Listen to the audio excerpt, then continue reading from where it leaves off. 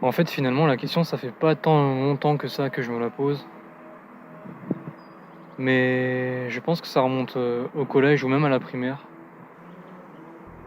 Pendant à peu près tous les cours d'art, on nous a souvent, donné des sujets axés sur la culture, du monde, sur des cultures du monde, des cultures, d'autres peuples. On avait par exemple en primaire à faire, ou du moins à reproduire un petit peu, l'art des aborigènes d'Australie et on s'est beaucoup intéressé à ce que faisaient les Mexicains, pour la fête des morts, quand on était en cours d'espagnol.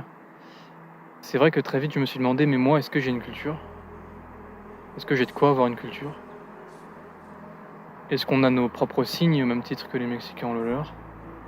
Est-ce que toutes ces richesses, toutes ces beautés, toutes ces cultures-là qui m'intéressaient beaucoup et que je trouve, fascinantes à chaque fois, que les professeurs aussi trouvaient fascinantes puisque ça s'entendait dans leur voix assez facilement, que quand ils nous présentaient les travaux, quand ils nous montraient, sur, les polycopiés qu'ils nous distribuaient, les signes, les symboles de ces cultures, les illustrations, ils avaient une certaine, énergie à nous montrer tout ça et ils aimaient beaucoup, ça se sentait quoi et de la même manière, j'ai souvent ressenti un attrait pour toutes ces cultures et pour toutes ces particularités, cette manière pour certains peuples de s'exprimer, différente que la manière dont d'autres peuples s'exprimeraient et j'ai trouvé ça vraiment, bah, vraiment intéressant quoi.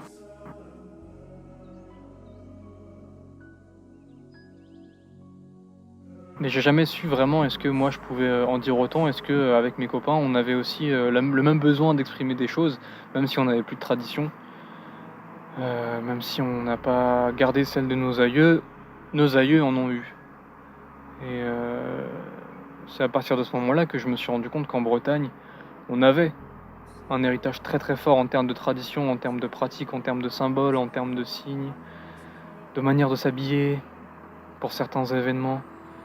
On aurait pu étudier, tout ça en cours. Alors évidemment pas en cours d'espagnol, mais on aurait pu en parler. Le fait est que j'en ai jamais entendu parler donc pour le découvrir, c'est vrai que c'était pas assez simple. Mais chaque Breton, en tout cas qui ait grandi en Bretagne, a déjà entendu parler de ces pratiques-là et je pense que mon cas, sans en faire une généralité, montre bien qu'à un certain âge, c'est-à-dire très tôt, on a une facilité à trouver ça très ridicule, à trouver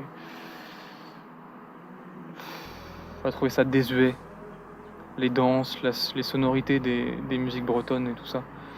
Mais en grandissant, on apprend beaucoup sur, la mondialisation, sur, l'uniformisation, des pratiques. On va tous au même restaurant, on s'habille tous de la même manière.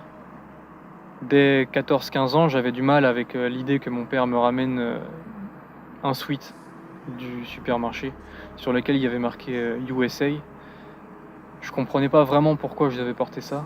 Je préférais 1000 fois les sweats où il n'y avait rien, mais ça n'avait pas de sens de porter un pull à l'effigie d'un pays que j'avais jamais visité, qui n'a rien à voir avec moi, que je ne connais pas. Mais pourtant, c'était marqué sur les vêtements de tous mes camarades de classe dans la cour de récréation. Et c'est pareil en Espagne, c'est pareil en Angleterre et c'est pareil partout en Europe. Et très vite, je me suis posé la question de savoir est-ce que c'était vraiment, ce que je voulais? Est-ce que c'était vraiment, la manière dont moi et mes amis, voulions nous habiller? Je me suis demandé si ça avait toujours été comme ça, en fait. La question qui s'est rapidement posée, c'est est-ce qu'on pourrait aussi nous avoir nos propres insignes sur nos vêtements? Nos vêtements à nous. Et plus tard, je me suis confronté tous les étés que je passais en Bretagne à ces espèces de boutiques qui mettaient en avant, toutes sortes de vêtements, toutes sortes de t-shirts, de pulls, de sweats à capuche, avec marqué Brace dessus, avec une hermine, avec un triskel, avec toutes sortes de symboles ou de signes qui pouvaient faire penser que c'était breton. Et la chose qui me mettait particulièrement mal à l'aise, c'était les sweats sur lesquels il y avait marqué BZH, mais avec une typographie style, équipe de football américain. Et ça, je trouvais ça très flou. J'avais du mal à comprendre. Je regardais ça vraiment, je plissais des yeux et je me disais: «Mais pourquoi en fait? Qui a fait ça? Qui a décidé de faire ça?» Qu'est-ce qu'ils croient qui va se passer, autre que ça va se vendre? Quel intérêt? Qu'est-ce que ça sert? Qu'est-ce que ça dessert? Et l'espèce d'hostilité que j'ai vis-à-vis de ça est très récente parce qu'à l'époque, je m'en fichais, on va dire. Mais dernièrement, c'est plus ça a tendance à m'énerver parce que je me suis rendu compte que la Bretagne, c'était vraiment une terre riche. En symboles, on manquait rien, en signes, on manquait rien. Tout est à nos pieds, tout est dans le ciel. On a un trésor, en fait. Et je suis attristé un petit peu de voir que dans les boutiques que les touristes peuvent consulter, les seules choses qu'on expose sont, des recyclages de ce qui a déjà été fait avant, ou plutôt même, une espèce de nourriture qu'on vend à des gens qui nous demandent cette nourriture même.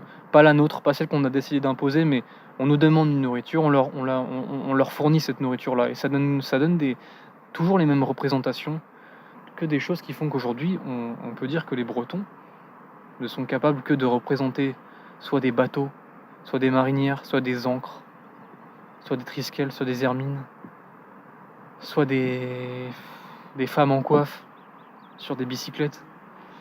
Et ça, pour un jeune comme moi, pour un jeune comme n'importe lequel de mes amis, c'est plus qu'agaçant aujourd'hui. C'est plus on découvre de la Bretagne, plus on apprend de la Bretagne sur son histoire, sur le passé, sur l'héritage et sur le potentiel qu'on peut faire aussi pour décorer toutes ces choses, plus on est agacé, plus ça nous attriste. C'est un gâchis, c'est une espèce de fainéantise de production, de créativité. Et c'est vraiment dommage, quoi.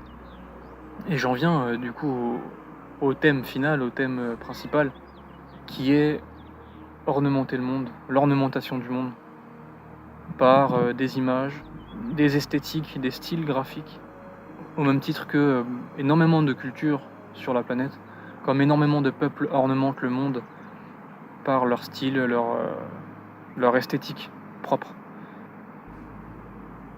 Et en Bretagne, on a tout pour faire ça. Mais on ne fait rien. On ne fait rien du tout, on se repose sur nos lauriers, on s'en satisfait, on est fier, on est orgueilleux de ça d'ailleurs. Mais de nouveau, il n'y a rien. Rien n'a vraiment été créé au XXIe siècle, par exemple. Entre-temps, il s'est passé des choses. Entre-temps, il y a eu Internet. On est toujours autant français qu'avant, mais on est un peu plus français puisqu'on s'éloigne de plus en plus de l'époque où on était encore vierge de cette empreinte-là. Moi, j'ai pas connu la Bretagne bretonne. Je suis français aussi. Et en plus d'être français, je suis français breton. Avec mes amis, on est d'une génération qui avons tellement connu un essor numérique fou. On a tellement été entouré du numérique qu'on se met soudain à s'intéresser à la nature, à retourner vers la nature, à s'interroger, à questionner la nature sur pourquoi il se passe ci, pourquoi il se passe ça. C'est ça qui me fait dire qu'il y a un mix à faire, que c'est nouveau, qu'on est une génération... On a notre personnalité, et mixé avec l'identité bretonne, ça pourrait donner des choses belles, des choses entraînantes, des choses qui parlent aux gens, dans lesquelles ils se ressentent. Et voilà. Mais l'idée, c'est vraiment, dans cette continuité-là, d'ornementer le monde, d'apporter notre pierre à l'édifice, de commencer à exister en tant que breton, de jeunes bretons, de créer une Bretagne moderne, c'est-à-dire une Bretagne qui n'est plus celle qu'elle est aujourd'hui, il faut le dire, une Bretagne un petit peu vieillotte, qu'on recycle, qu'on ménage de temps en temps, mais véritablement qui ne crée plus grand-chose d'innovant. Alors il y a des gens qui créent des choses extraordinaires. L'âme bretonne continue d'exister à travers beaucoup d'artistes encore aujourd'hui, et sans eux d'ailleurs, je ne serais pas en train de faire cette vidéo. Mais il faut reprendre le flambeau maintenant, sinon ça sera jamais. Il y a tout à faire en Bretagne. Il faut recréer des images, recréer des symboles, ne pas seulement se reposer sur les symboles qui ont été faits et qu'on récupère depuis des siècles et des siècles, qui sont très très bien et qu'il ne faudra jamais oublier, qu'il faudra continuer d'utiliser. Mais il faut simplement cesser de croire qu'en apposant un triskel ou une hermine sur n'importe quel objet, il deviendra breton. et et avec ces objets-là qu'on vendra aux touristes, on fera rayonner la Bretagne dans le monde. Je crois pas du tout à ça. C'est beaucoup de fainéantise. C'est une suffisance de soi-même que je trouve terriblement dommage et qui fera cesser, la Bretagne d'exister en tant que Bretagne, quoi. Il faut imposer notre vision. On est quelques jeunes, on a beaucoup parlé de la Bretagne, de ce qu'elle était pour nous, de celle qu'on n'a pas connue et qu'on fera jamais semblant d'avoir connue. Et cette Bretagne-là qui nous parle à nous, et qui parle pas forcément, aux anciens, mais qui nous parle à nous, on a vraiment cette envie folle de la montrer, de l'imposer, de l'exprimer, on va dire. Et pour l'instant, on essaye, on sait pas trop comment faire. Mais l'envie est là, il y a une détermination. Ce serait énormément de gâchis si nous on le fait pas, qui le fera? La Bretagne mourra, ce sera une vieille culture. La Bretagne, c'est une terre, c'est une entité qui a une âme encore extrêmement forte aujourd'hui et une âme qui se perdra jamais d'ailleurs, puisqu'elle réside dans chaque paysage qui compose la région. Il faut juste qu'il y ait des Bretons pour exprimer ces paysages-là.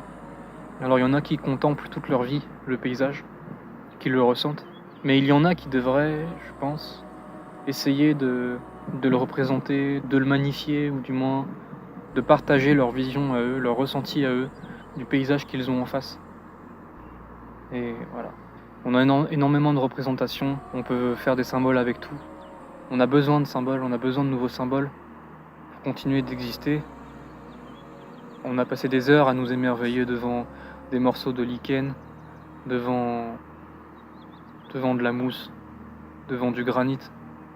On a passé des heures à s'extasier devant des falaises, devant des blocos, devant des énormes landes, devant la bruyère, devant la pluie, devant la tempête.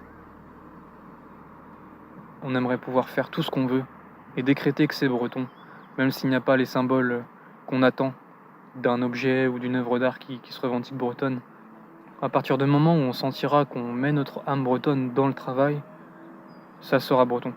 À partir du moment où on représentera un lieu qui pour nous est riche en émotions, que ce soit de la joie ou de la tristesse, en Bretagne, ce sera breton. Et c'est sûr que c'est très agréable d'imaginer un monde où la Bretagne a sa petite place, où on la reconnaît, mais on sait qu'on a de quoi ornementer le monde. Quand on regarde, quand on se balade, quand on divague, depuis qu'on est petit. Mais il faut juste des gens pour le faire. Il faut juste des gens pour extraire les ressources. Et voilà. Et avec cette notion-là d'ornementer le monde, il y a aussi l'aspect de redonner à la Bretagne un ton sérieux, le ton sérieux qu'elle a perdu depuis quelques années, ou du moins sur le devant de la scène. C'est-à-dire reprendre la place à cette Bretagne un petit peu humoristique, un petit peu clownesque, faite de petites blagues sur les traditions.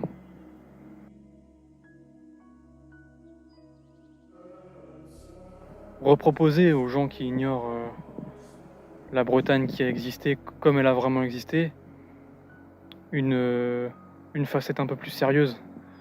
Pas forcément triste, pas forcément terne, mais plus sérieuse. Une Bretagne qui se prend plus au sérieux, qui a confiance en elle. Une Bretagne qui n'est pas sujet à blagues constamment. Une Bretagne qui s'aime, quoi. Une Bretagne qui s'aime sans chauvinisme, sans faux orgueil mal placé. Une Bretagne qui n'a pas besoin d'aller crier sur tous les toits qu'elle s'aime, qu'elle est plus forte, plus grande que les autres. Et une Bretagne qui n'a pas besoin de dire pour qu'on sente qu'elle fait partie intégrante de cet éventail-là de bijoux culturels, que c'est une culture qui ornemente le monde comme les autres ornementent le monde toujours aujourd'hui.